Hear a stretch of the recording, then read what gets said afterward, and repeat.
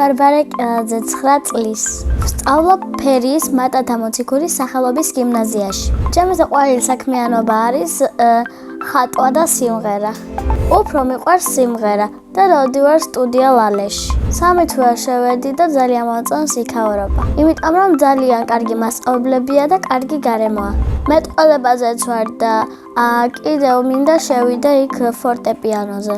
ვსწავლობ ქართულ სიმღერებს და კარგად გამომდის. ჩემი საყვარელი სიმღერაა ესლამაზი მთები. ესლამაზი მთები ყვავილების მდელო მოვიარე სიმღერით მთელი საქართველო. ჯერ კონცერტი არ გქონია და ახლა ვემზადებოდი. ჩემი ნება რომ იყოს, მინდა რომ კონცერტი მქონდეს თბილისში. ლალეში ჩემ მასწავლებელს ქვია სვეტა, ის არის ძალიან კეთილი, ჭკვიანი და ძალიან მომწონს. ახლა ვაპირებ ფორტეპიანოს სწავლას და კიდე მინდა რომ ვუკრავდე ფანდურზე. ფანდურზე ადრე ვიყავი შესული, მაგრამ გამოვედი, რადგან სტითები ძალიან მეტკინა, მაგრამ ისე მინდა ძალიან რომ ვუკრავდე. მე ვარ ნიჭიერი გოგო და ერთი სული მაქვს ვიმღერო დიდ სცენაზე. მე ასევე მიყვარს ხატვა და დავდივარ ხატვის წრეზე. ხატვა დავიწყე ბაღში, როცა ვიყავი 3 წლის. ხატვის წრეზე რო შევედი, მაქვს ვისწავლე ფერწერული ნახატის დახატვა ყველაზე მეტად. ჩემი საყვარელი ფერია ღია ვარდისფერი, ხოლო ყველაზე მეტად არ მომწონს ყავისფერი. ჩემთვის კომფორტულია ფლომასტერებით ხატვა. ზოგ ჩემ ნახატს ვაგროვებ და სახლში მაქვს 25 ცალი. იმიტომ ვაგროვებ, რომ მინდა ჩემს ხატვის მასწავლებელს ვასიამოვნო. სიამოვნებით მოვაწყობდი ჩემი ნახატების გამოფენას. ამ გამოფენაზე დავპატიზებდი ჩემს კლასელებს, ჩემს ოჯახის წევრებს, ჩემს საუკეთესო მეგობრებს და სხვა და ასე შემდეგ. საპატიოს სტუმრად მოვიწვევდი ლიკა ნათლიას. მინდა ისე კარგად ხატავდე, რომ გავყიდო ჩემი ნახატები. თვითონ ნახატი ეღირებოდა დაახლოებით 5 ლარი. მე როცა ფული მაქვს, ძირითადად ვყიდულობ ტკბილეულს.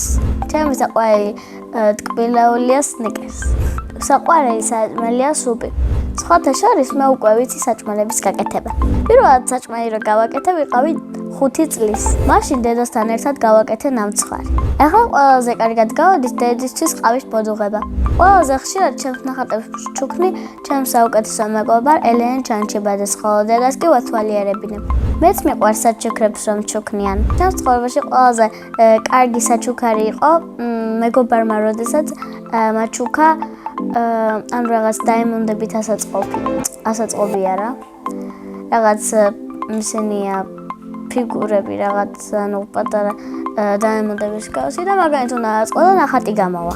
თოვლის ბაბუას ჩემთვის სულ მოაქვს საჩუქრები. შარშან მაგალითად მაჩუკა პიანინო. წელს მინდა მაჩუკოს სმარტ საათი. ჩემი აზრით თოვლის ბაბუა არის 61 წლის. მისი ნამდვილი სახელი მგონია ზაზა. მე ძალიან მიყვარს ჩემი სკოლა, იმიტომ რომ იქ ძალიან ბევრ კარგ რამეს მასწავლიან და განათლებას ვიღებ ზოგადად სკოლაში.